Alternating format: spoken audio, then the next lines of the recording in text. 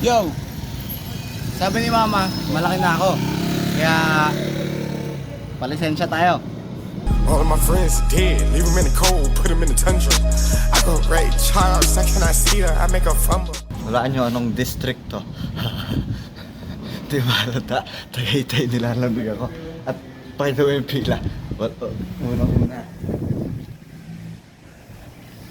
Una sa pila, kaya dapat maaga pa lang magtanghali, lisensyado na dapat ako.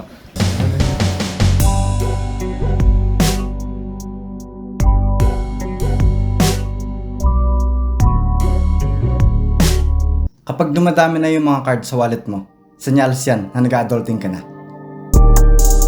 Ibig sabihin, dumaan ka na sa mga pagkadami-daming mahabang pila, kaliwat ka ng pagkuha ng mga dokumento at mga additional fees. Pumapasok ka na sa adult world at pumapasok na rin yung mga responsibilidad. Pero kaya yan, basta habaan ng pasensya. Pansin nyo ba, dito sa Pilipinas, pag kukuha ka ng ID, ang haba ng pila. Tapos pag natapos ka sa pila, kailangan mo mag-present ng valid ID. Valid ID nga kukunin mo. Dito lang ata sa Pilipinas yung kailangan mo mag-present ng valid ID para kumuha ng valid ID. Paano ako magsisimula? Kung isipin mo, parang nakaka-pressure isipin na marami ka ng responsibilidad. Yung oras mo, hindi na kasing libre ng oras mo nung bata ka pa. Pero at the same time, nakaka-fulfill na finally, nadadama ko na rin na may pakinabang ako sa mga taong mahal ko. Yan yung mga bagay na may isip mo kung titingin ka externally. Pero internally, kung isipin mo na ang sarili mo ay parang isang tao na responsibilidad mong pangalagaan, ang dali maging responsable. Kasi lahat sinisimulan sa sarili. Para namang hindi ka pamilyar sa phrase na bago mo tulungan yung iba, tulungan mo muna yung sarili mo.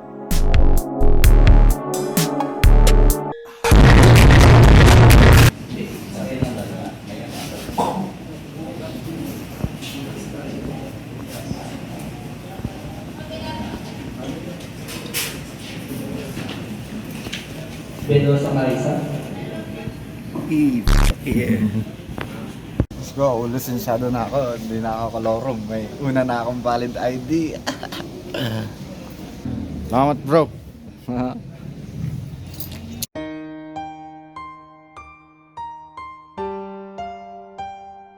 Mahilig ka bang mamlastik o hindi mo rin trip na makisalamuha sa mga tao sa paligid mo? Well, hindi naman yan problema. Pero malaki na tayo at wala na dapat tayong oras para sa drama. May ginang pili lang ang mga kaibigan. Yung mapagkakatiwalaan at hindi kahihilahin pababa. Parang ang isip bata naman natin kung makikipag-away pa rin tayo ng madalas sa edad na to.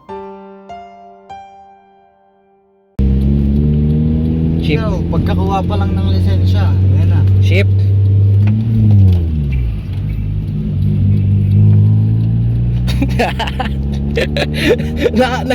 Nag-commentation ka na ha. Di ka pala ano ha.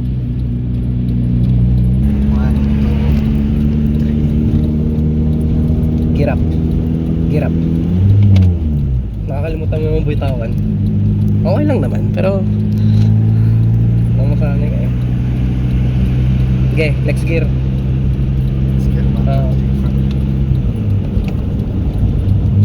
Oh, diba? Magandang takbo mo. Huwag mong anin, huwag mong pagurin makina. Slow down. Nasa gitna ka. Sige, liko. Naka green light.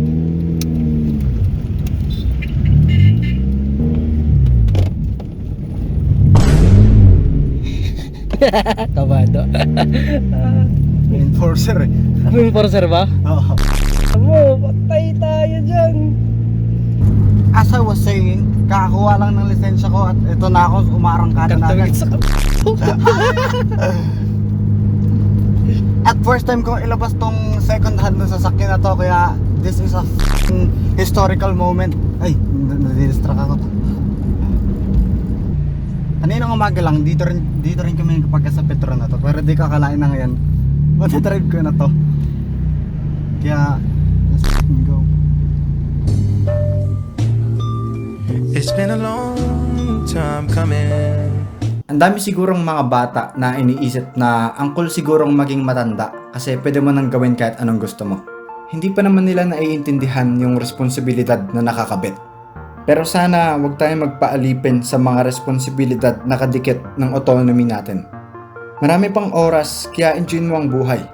At kung naligaw ka noon, sikapin mo na maging mentor na hiling mo na meron ka nung bata ka pa. Hindi na tayo bata para maghabol ng pleasure.